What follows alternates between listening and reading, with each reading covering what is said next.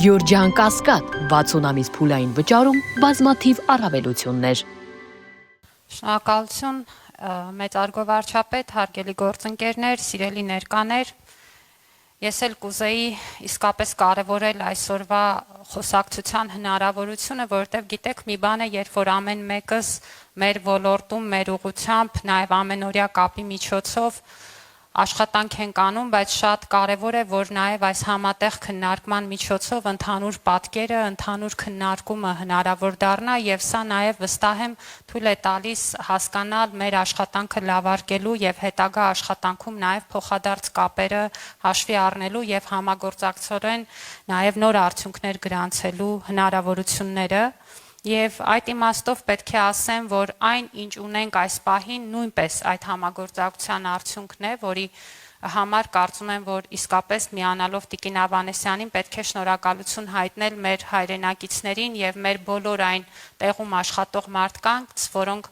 ամենօրյա իրենց ջանքով այս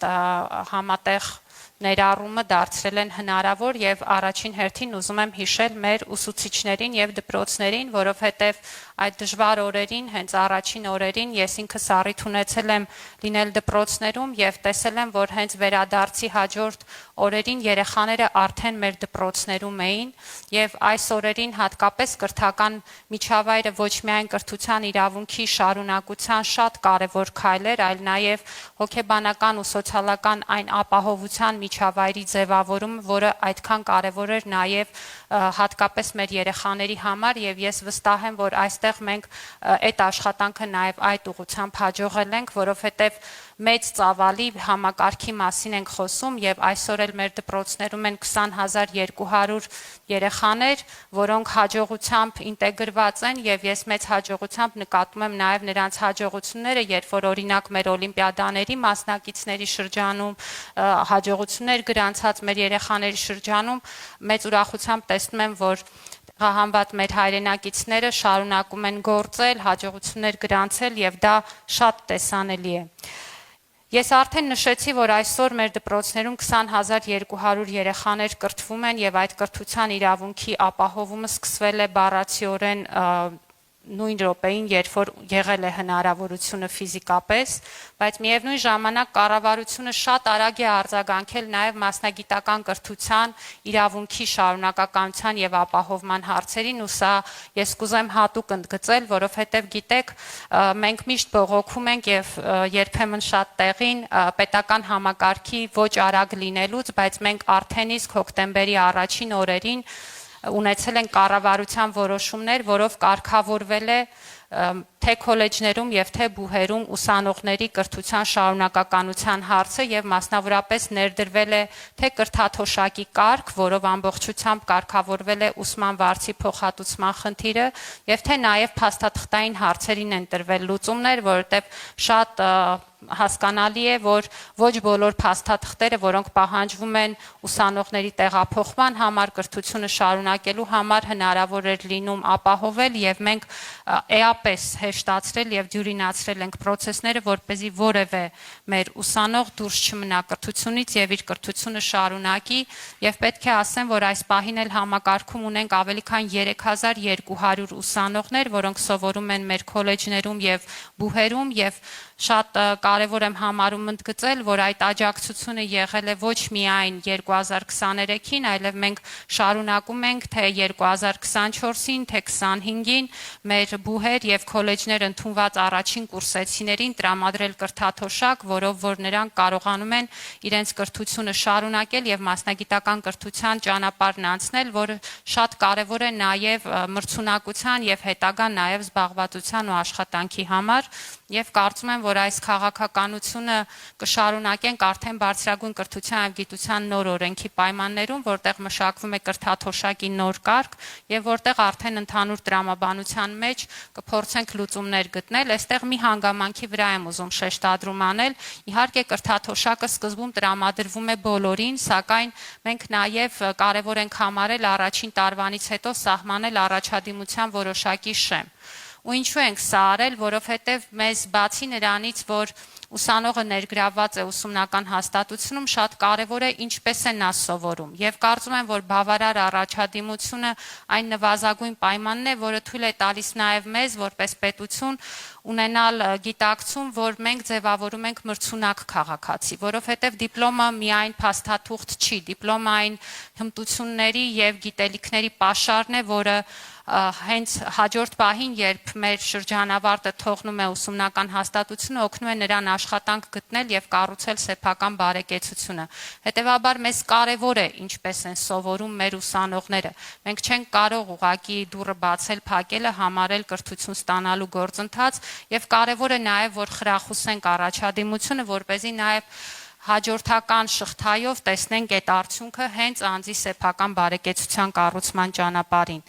Պետք է ասեմ նաև, որ մենք հասկանալով, որ մեր հայրենակիցները էլի շատ ակնհայտ պատճառներով ոչ միշտ է, որ իրենց հետ կունենան փաստաթղթեր, որոնք վկայում են իրենց մասնագիտական կրթությունը եւ կարող են նաև օգնել իրենց հետագա զբաղվածություն գտնելու, առանձին կարգ մշակեցինք նաև ավարտական փաստաթղթերի տրամադրման այն պայմաններում, երբ որ քաղաքացիները դրանք չունեին, կորցրել էին եւ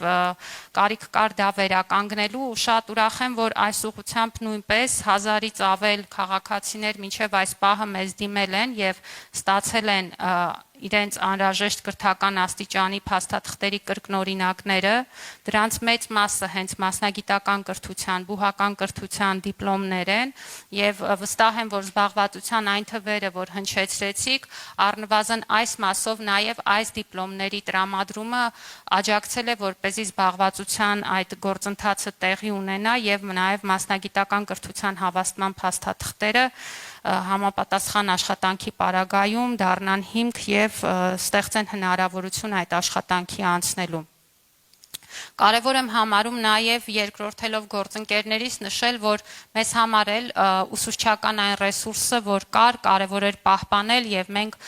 հենց 23 հոկտեմբերից ներդրեցինք կարգ, որով Ղարաբաղից տեղահանված ուսուցիչները ստանում էին հնարավորություն արտամրցութային կարգով անցնելու աշխատանքի մեր դպրոցներում եւ այս պահին արդեն 600-ից ավել ուսուցիչներ այս ընթացակարգերի շնորհիվ աշխատում են մեր դպրոցներում եւ մենք նաեւ լրացուցիչ հավելավճարի հնարավորություններ ստեղծեցինք, 30% հավելավճար էր տրամադրվում վարձատրությանը, իսկ մի քանի համայնքների պարագայում նաեւ ֆիքսված 50,000 դրամ ամսական, որը հնարավորություն է տալիս նաեւ հավելյալ սոցիալական աջակցություն տրամադրել, հաշվի առնելով նաեւ առաջին փուլի այն մեծ դժվարությունները, որ կարող էին առաջանալ եւ շատ կարեւորում եմ, որ այս ուրեմն աշխատանքը նույնպես հաջող արդյունք տվեց եւ այն ուսուցիչները, որոնց մասին մենք խոսում ենք, ես նրանց հաճախ եմ մեր դպրոցներում հանդիպում եւ կուզեի մի դրվագ պատմել, մենք մի ծրագիր ունենք, որը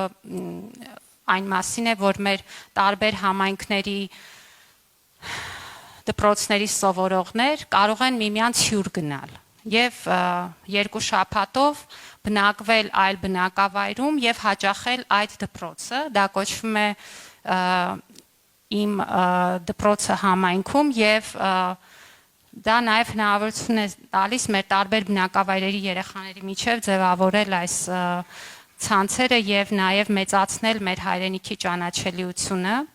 եւ շատ հետաքրքիր էր, որ Սյունիքի մեր մի բնակավայրի երեխաները հյուրընկալվում էին Կոտայքի մարզի մեկ այլ բնակավայրում եւ հաճախում էին դպրոց, ու ինձ պատմեցին, որ այն ընտանիքը, որ հյուրընկալել է Սյունիքի բնակավայրերից մեկի 3 երեխաներին, հենց տեղահանված ուսուցչի տունն է, որը իր կողմից վարձակալված բնակարան էր, վստահաբար ոչ ամենալավ իդեալական պայմաններով, բայց ես շատ կարևորում եմ մարդկային ջերմության, հոգատարության,